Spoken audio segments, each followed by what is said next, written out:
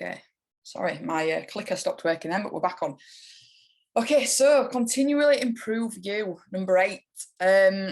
So yeah, I'm going to introduce another letter to you now. So we've talked about I-shaped people and T-shaped people, and now I want to talk about P-shaped people. So yeah, so this is the letter, if you like, if we're sticking with that world, that I think Scrum Master should be. All right, so the I still exists, it's still part of the P, you've still got the vertical, which is your domain, which for Scrum Masters is agile. And then you've got the curly kind of P head then, which is your domain. And the reason it's curly and not broad, like a T, is because I think we should know quite a lot about our domain, but I wouldn't expect a Scrum Master to be able to start writing some front-end code, or, you know, connecting some back end to the front end, or, you know, working with APIs and all that kind of thing. Some Scrum Masters come from that world, great, maybe they could chip in and start doing some of that stuff, but, you know, if you haven't, it really is a career in itself, you know, it's hard stuff. So, but what I would expect is to know a bit about that domain. So I'll explain a little bit further. So yeah, so I think we should be P-shaped.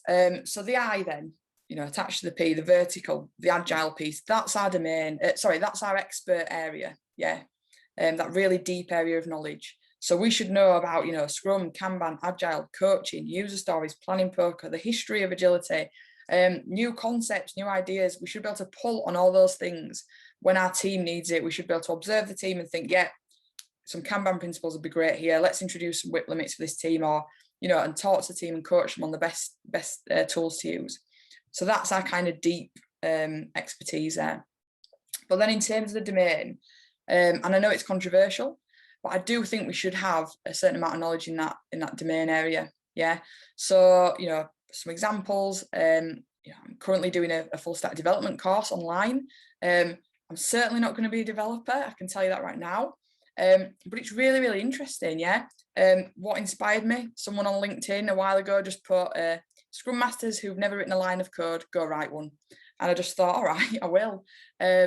And yeah, honestly, yeah, it's difficult. It's not my thing. Yeah, I'm naturally good at leading. I'm, you know, not naturally really kind of technical and specific, but really interested, and I am managing to do it. And it's just giving me that appreciation and respect for what my teams are doing. So, you know, when my team member says now, I've lost all my code, I've been coding all day, and I've lost the entire kind of, you know, programming I've been doing all day, I can really empathize with that now. And I can also say, well, you should have checked in on GitHub, shouldn't you, really, every hour. So it's just giving me that perspective and that respect for the domain I'm working in. Again, you know, just done Azure fundamentals just to learn a little bit about cloud and cloud concepts. So I think actually as Scrum Masters, you should know a bit about your domain. I don't think, you know, we should be able to step in and start writing, you know, code and connecting to APIs and all that kind of thing, because, you know, it's a big thing to learn, isn't it? It's almost a complete career change. But I do think we should know a bit about our domain. And I know that's a bit controversial. Some people think you don't need to know anything, you know, you can, and I guess, yeah, you can be a great Scrum Master doing that. But I think you can be more effective if you know about your domain. So, and that goes for anything. So I'm in tech, that's my world, that's where I live, and I really enjoy tech. But we know Scrum now is all over the place. So, you know, if you're in marketing, learn about marketing. If you're in car manufacturing, understand that world and, you know, the hardware of car manufacturing and that kind of stuff. So yeah, another tip that I think's pretty useful.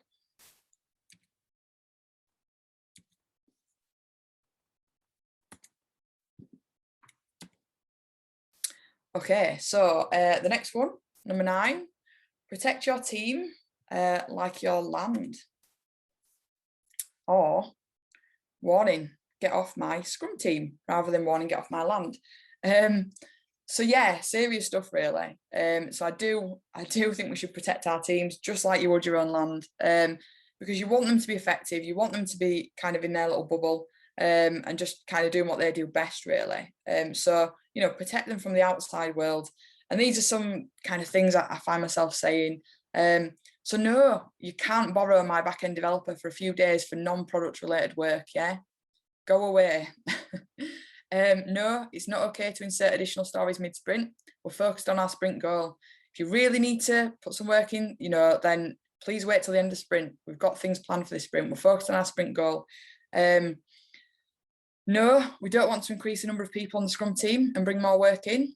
we're quite happy. We've got less than 10 people. We have good communication channels. You know, we stick to our time box for 50 minutes in our daily scrum. Leave us alone. Yeah. So I think it is our job to defend our team and protect them like our land. And a lot of that time it's senior kind of stakeholders. And yeah, I guess that does come with the role of Scrum Master to do that defensive stuff and have those difficult conversations.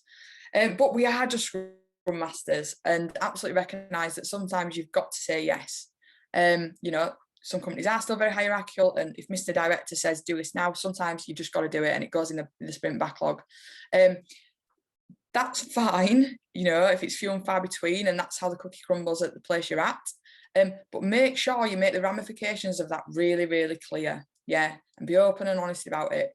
Yeah, so fine, put that in our sprint backlog, but the focus is going out the window. You know, the sprint goal is not going to happen, and that feature that we said was going to land then, you're just going to be pushing that out.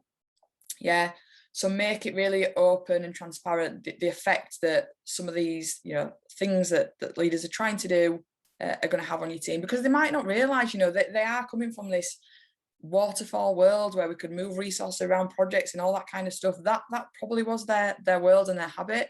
So the more we can, as Scrum Masters, kind of reiterate, you know, this is how we work now, this is how it's going to affect my team, you know, stop moving our teams around. We work best when we're just left alone. The more we can kind of talk that and kind of nagging away and have those conversations, the more chance we've got of that getting through, I guess.